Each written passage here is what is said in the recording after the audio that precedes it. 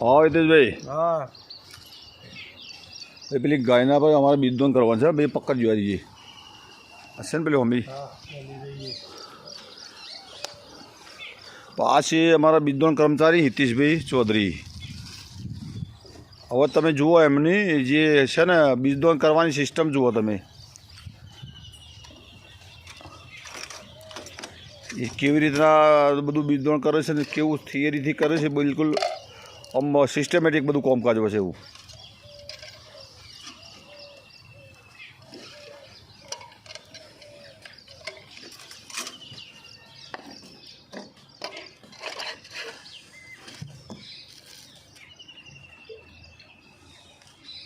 આ શું છે આજે અને ટીસ્યુ રાખો છો આટલો બધો રાખો છો હા હા ટીસ્યુ સ્પેશિયલ ફરજિયાત રાખો છો તમે એટલે ટીસ્યુથી એને ઓનો લઈ નાખો છો તમે ઘરને દરેક સાધન સાફ કરવા પેલા ગમે કોઈ પણ ગાયના બીજદોન કરતાં પહેલાં દરેક સાધન સાફ કરો છો વન પીસ યુઝ હા હા એક ઉપયોગ કરીને પછી એને ફેંકી દેવાનો ને સરસ સરસ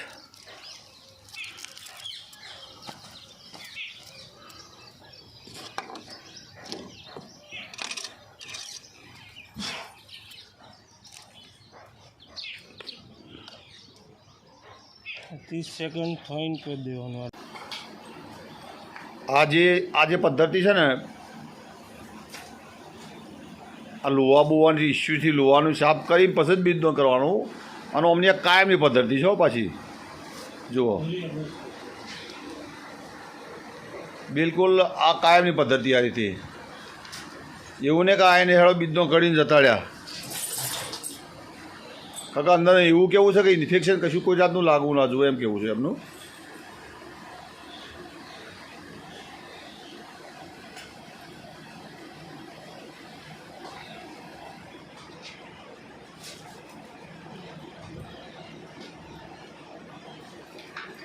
એટલે આ રીતે એક આખું બીજદોન કરી દઈએ છીએ બિલકુલ શાંતિથી કોઈ જાતની ઉતાર કરવાની નહીં અને અમને આ બીજદોનની પદ્ધતિના કારણે મારા જે જોંદરો ખરો ને લોકો 15 ગાયો છે 4-5 ભેંસ્યો છે લગભગ એમાં એક બે બીજદોન કરાવવાની બાકી છે બાકી બધી ગાભણ છે હા હિતેશભાઈ આમાં આપણે ડોઝ કેટલા પ્રકારના આવે છે જે બીજદોનના ડોઝ છે આ ટોટલ ડોઝ આપણો જગુદનથી જ આવે છે જગુદન આપણે જગુદનથી હા સંગના ડોઝ છે ટોટલ બરાબર છે ગાય સેક્સીમેન છે ગાય નોર્મલ છે બરોબર ભેંસ સેક્સીમેન છે ભેંસ નોર્મલ એટલે ગાય અને ભેંસ બેનું સેક્સીમેન મતલબ સેક્સીમેન એટલે એ ડોઝથી ઠરેલી ભેંસ કે ગાય હોય ને એનો 85% પાડી વાસરી જ આવે માનો કે એ ગાયને કે ભેંસને અપાઈએ તો 85થી 90% શક્યતા હોય એવી કે એમાં પાડી આવે અને ગાય હોય તો પેલી વાસળી આવે એવી શક્યતા હોય એમાં કોઈ એક્સ્ટ્રા ચાર્જ હોય છે વધારે એ ડોઝ 50 રૂપિયાનો આવે એક 50 રૂપિયાનો ડોઝ આવે ને એમાં આપણી મંડળી 30 રૂપિયા 20 રૂપિયા સબસિડી આલે જે તે મંડળી એટલે અમારી સોલિયા મંડળી 20 રૂપિયા આપે છે ને 30 રૂપિયા એક ડોઝ સબસિડી એક ડોઝ એટલે ગ્રાહકના મતલબ 30 રૂપિયા પડે ને ગ્રાહકની 30 રૂપિયા એટલે અમારી મંડળી પણ એક ખરેખર એક તો અમારો એક લાભ આપે છે સારું કામ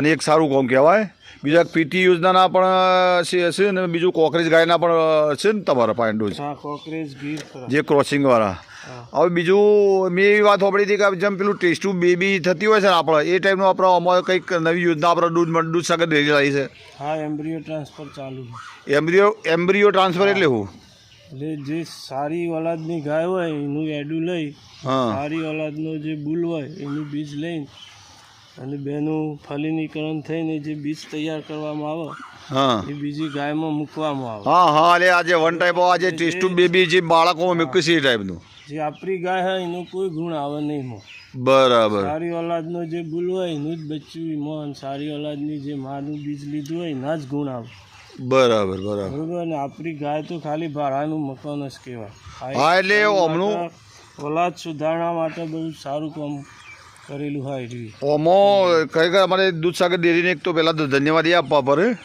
કંઈક આ સારું કામ એ છે કે જે ઓલાદ સુધારણા માટે એમણે જે માં જે એમ્બ્રિયો પદ્ધતિ ખરી એની અંદર જે સારા મોણનો જે બુલ હોય આખલો આપણે કહીએ એ અને સારી ક્વોલિટીની ગાય બેનું બીજ લઈ અને એક ત્રીજી જગ્યાએ તૈયાર કરે અને જે રીતે આપણે નહીં મનુષ્યમાં કરતા ટીસ્પૂન બીબી ટાઈપ એ રીતે તૈયાર કરતા હોય છે. અને જે આપણી ગાય ખરી એ ગાયની કેટલા મતલબ બીજદોન કેટલા સમયની હોવું કેટલા વિતરો હોવું જોઈએ? એ 0 થી 3 વિતર હોય સારી કન્ડિશન. 0 થી 3 વિતરમાં. બરાબર. સારું જાય. અને એમાં ગરમીમાં આવેલી હવે જ જુઓ કે ગરમીમાં એટલે એનું ગર્ભાશયનું સ્ટ્રક્ચર કમ્પ્લીટ હોય તો હોર્મોન્સથી એને લાવવામાં આવે. બરાબર. આ માટે સ્ટ્રક્ચર ઊભું કરવામાં આવે, જે ગરમીનો માહોલ ઊભો કરવામાં આવે અને પછી મૂકવામાં આવે. એ રીતનું હોય છે. સંઘના ડૉક્ટરોનું કામ હોય. એટલે સંઘના ડૉક્ટરની ટીમ બોલાવવી પડે છે ને? ટીમ આવે. એમાં અંદાજે કેટલો ખર્ચો થતો હોય છે? 5,000. જો આપણી ગાય ગાભણ નીકળે તો 5,000 આપવાના થાય. ગાય ગાભણ ને કરો તું ગાભણ નીકળે તો અને પીડી કરવામાં આવે. જો ગાભણ હોય તો આપણે પછી કરવા 5,000 ના નીકળો તો ના નીકળે તો નહીં ભરવા. એવી રીતનું હોય છે ને? આ તો ખરેખર એક સારી યોજના છે. જો હિતેશભાઈ પુષ્કળ માહિતી છે. અને બીજું સૌથી આનંદની વાત એ છે કે હિતેશભાઈ ખરા નહીં અમારા જે સંઘ ખરો ને દૂધસાગર ડેરી એમાં જે 24-25ની અંદર 5મો નંબર એમના જે સારા ઉત્તમ બીજદોનમાં આવ્યા હતા. એટલે શ્રેષ્ઠ બીજદોન કર્મચારી તરીકે પણ એમને એક એવોર્ડ મેળવેલો છે. એટલે ખૂબ ખૂબ ધન્યવાદ હિતેશભાઈ, ખૂબ ખૂબ ધન્યવાદ. તમે ખૂબ પ્રગતિ કરો એ ભગવાનની પ્રાર્થના. જય હિન્દ, જય ભારત.